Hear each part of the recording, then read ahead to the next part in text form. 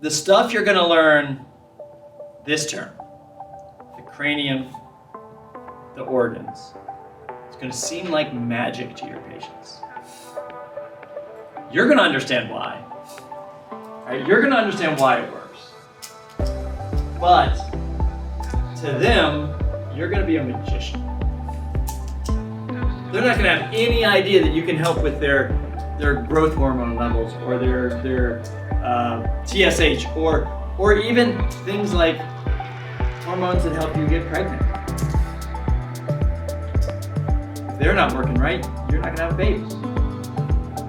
They're not going to understand why you're working on their head to help them have a baby. Now, this is why you need to be a good educator. I don't want to be a magician to my patients.